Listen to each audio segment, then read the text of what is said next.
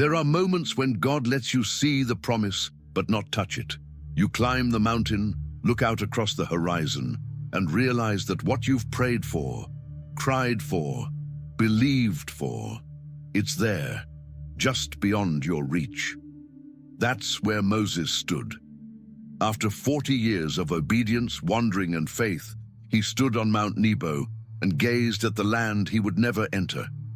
Yet in that moment, God did not fail him. He fulfilled his word in a way Moses never expected. The psalm that echoes this truth is Psalm 121, the song of those who lift their eyes to the hills. I lift up my eyes to the mountains. Where does my help come from? My help comes from the Lord, the maker of heaven and earth. It is the cry of a heart that has learned to trust God's promise, even when the outcome looks different than the dream.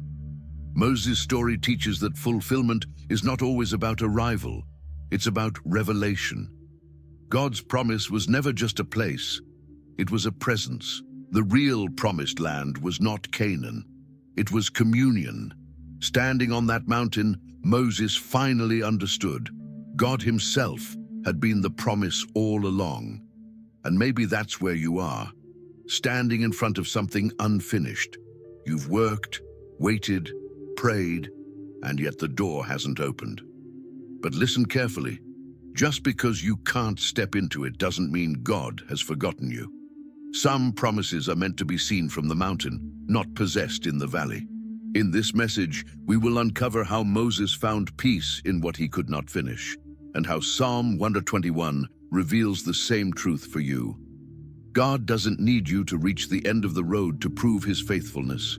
Sometimes he shows you the promise so you can see that his word stands, even beyond your lifetime. The mountain where promises are seen but not touched. At the end of his journey, Moses stood on Mount Nebo, overlooking the land of Canaan, the place flowing with milk and honey, the promise that had carried him through 4 decades of wandering. He could see it all, the hills, the rivers, the valleys where his people would one day build homes and raise families. Yet the Lord said, "You may look at it, but you shall not cross over." That moment wasn't punishment, it was perspective. God wasn't denying Moses the promise, he was allowing him to see it from heaven's point of view. It was as if the Lord was saying, "You may not enter it, but you will witness my faithfulness from this mountain." The truth that Psalm 121 reveals fits perfectly here. I lift up my eyes to the mountains. Where does my help come from? My help comes from the Lord. Moses' help had never come from the destination. It had always come from the Lord who walked with him. The mountain became the place where earthly limitation met eternal promise. Sometimes God takes you up the mountain not to give you possession, but to give you peace. You may not step into everything you dreamed of, but he lets you see that his word has not failed. The mountain moments are where faith matures, where you learn to trust God, not for what you gain, but for who he remains. When Moses looked over that land, he wasn't seeing loss, he was seeing legacy. The promise didn't die with him, it lived through the generations after him. And that's the beauty of divine fulfillment. What God starts in you, he will finish through those who come after you. Your mountain may not be what you expected, but it's still holy ground, because sometimes the view from afar is the proof that God's promise is already complete. When fulfillment looks different than you imagined, Moses had imagined the promised land for years. He must have pictured the moment countless times. The taste of freedom, the joy of arrival, the people rejoicing as they stepped into their inheritance. But when the moment came, it didn't look like that. Instead of crossing into Canaan, he was called to climb. Instead of setting foot on the promise, he was invited to see it from above. That's how divine fulfillment often works. It rarely arrives in the form we expect. God answers prayers in ways that challenge our perspective. The dream may not unfold exactly as you planned, but that doesn't mean it failed. It means God is completing it in his own way. Psalm 121 echoes this truth. The Lord will keep your going out and you're coming in from this time forth and forevermore." Moses' journey didn't end in disappointment. It ended in divine completion. God was reminding him that his promises were not confined to geography. The same presence that guided him through deserts and seas would now lead him beyond time itself. In your own life, you may be facing a promise that seems unfinished. You prayed for healing, but the recovery is slow. You believed for restoration, but it came in a different form. You hoped for a door to open, and instead, God gave you a window to see from a higher place. But what if that view is the fulfillment? What if the miracle is not in possessing the promise, but in perceiving God's hand, even when it looks different? Moses didn't die disappointed. He died satisfied. He saw enough of God's faithfulness to know that his word never returns empty. And that's where real fulfillment is found, not in receiving everything you wanted, but in realizing that what God promised still stands, even when it unfolds beyond you. The faith to let God finish what you began. There is a kind of faith that believes for miracles, and another kind that trusts when miracles seem unfinished. Moses had both. He believed when God spoke from the burning bush, and he trusted when God said, "You will not enter the land." It takes courage to start with faith, but it takes even greater faith to step aside and let God finish what you began. For 40 years, Moses had carried the weight of leadership, the cries of a nation, and the promise of a future. He led the people through plagues, seas, and deserts, only to reach the edge and realize that someone else, Joshua, would take them the rest of the way. Yet Moses did not argue. He did not resent. He climbed the mountain and surrendered the story back to the author. Psalm 121, 3-4 speaks to this kind of faith. He will not let your foot slip. He who watches over you will not slumber. God was assuring Moses that the work would not crumble just because his hands would rest. The same God who sustained him would now sustain the next generation. Sometimes you will begin something that God allows others to complete. You'll sow the seeds, but someone else will harvest the field. You'll build the foundation, but another will raise the walls. And that's not failure, that's fulfillment through legacy.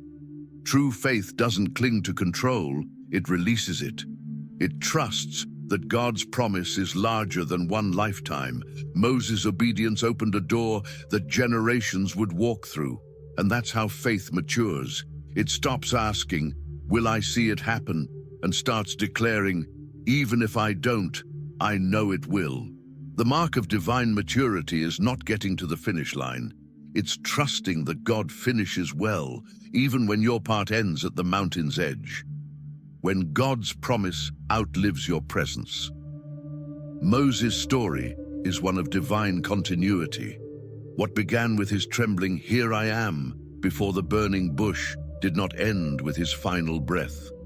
The moment he released his spirit on Mount Nebo, God's promise continued to breathe through Joshua, through Israel, through generations yet unborn. That's how God works. He weaves eternity into the obedience of those who walk with him.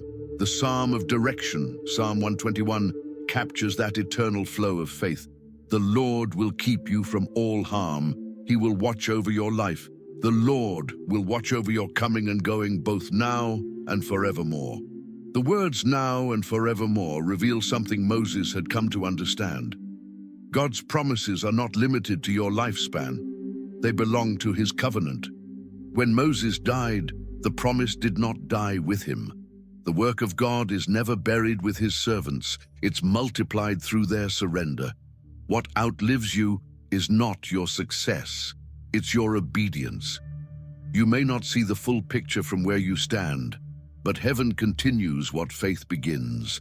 Perhaps there are prayers you've prayed that you'll never see answered with your eyes, but your obedience has already set them in motion. The seeds you've planted in faith will grow long after you're gone, because God's promises are generational. Moses didn't enter the land, yet every footstep of Israel echoed his faith. He may have left the mountain, but his legacy walked into the promise. That's what it means to trust a God of forever. Your role may end, but his plan does not.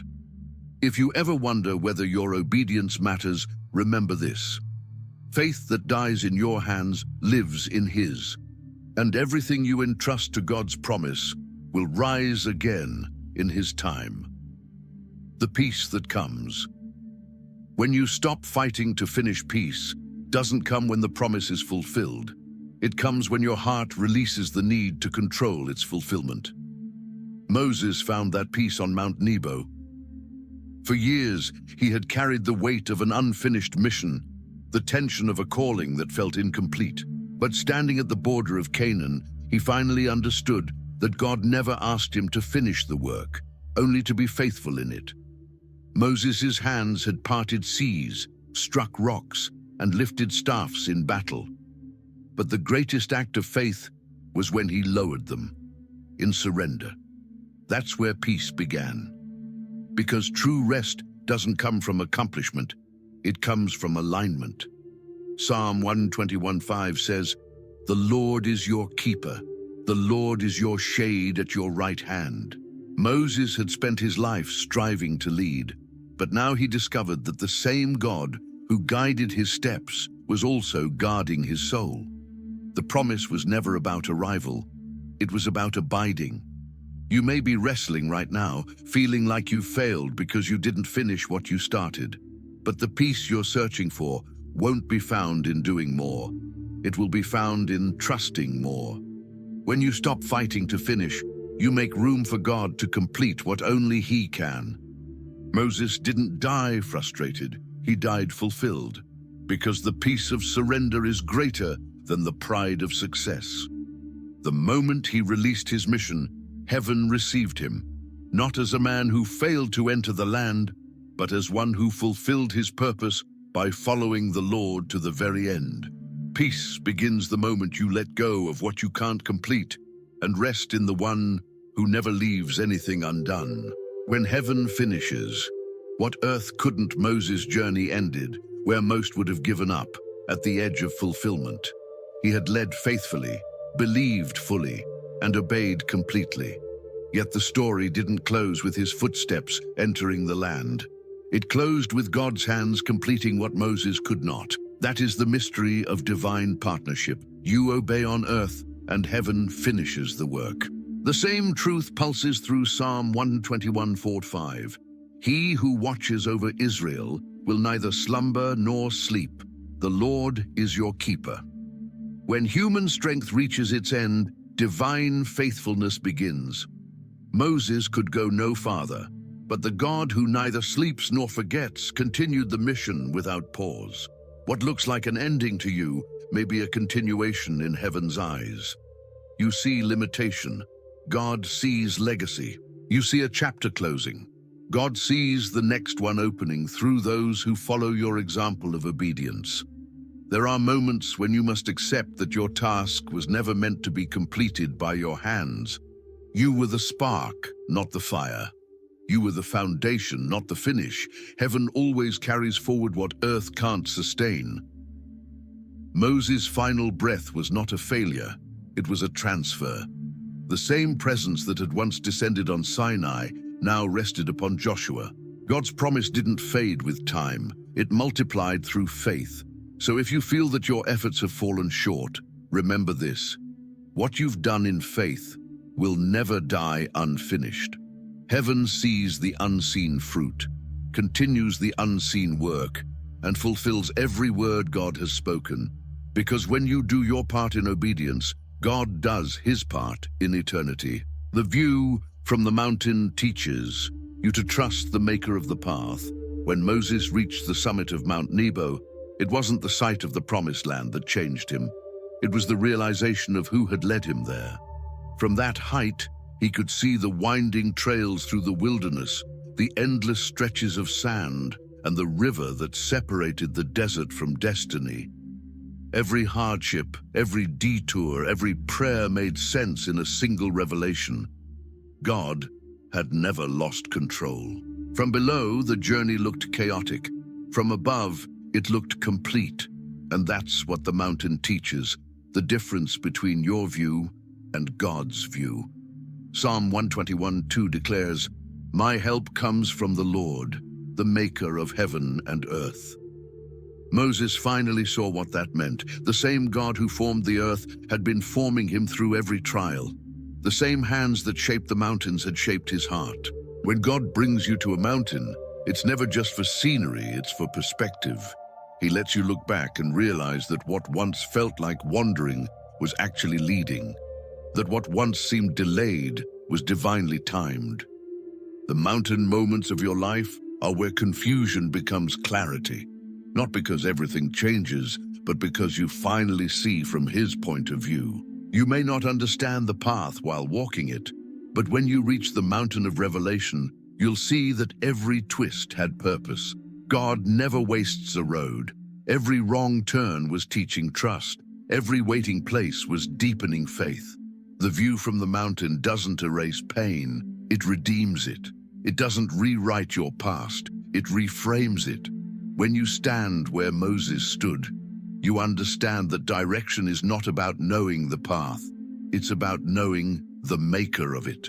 When God honors faith beyond the finish line, there is a sacred truth hidden in the closing chapters of Moses' life. God always honors faith, even when the finish line is beyond your reach. Moses could not enter the promised land, yet he was not denied the promise. He saw it. And in that vision, God rewarded a lifetime of obedience. Sometimes seeing the promise fulfilled from afar is not punishment, it's promotion. It means heaven is acknowledging that you've done enough, that your faith has echoed far beyond your own time. Psalm 92:12-15 declares, "The righteous will flourish like a palm tree. They will still bear fruit in old age. They will stay fresh and green." Moses' story didn't end in failure, it ended in fruitfulness. Even on the mountain, even in death, his faith was still producing life. Because what God begins in faith, He sustains in eternity. The world may measure fulfillment by what you reach, but God measures it by what you release. Moses released his will, his position, his desire to control the outcome, and in doing so, he became part of something eternal. The greatest victories are not always seen on this side of the river. God honors the unseen labor, the silent prayers, and the obedience that no one applauds. He honors the one who stands firm when no reward seems near. Moses' faith was not forgotten because faith never dies, it only multiplies. So if your promise still feels distant, remember this: God is not finished with what you've started. You may never see the full harvest, but heaven will. Your obedience today will feed generations tomorrow. The finish line you thought you'd missed might just be the starting line of someone else's miracle. The legacy of obedience lives beyond the wilderness. Moses' obedience didn't die in the desert.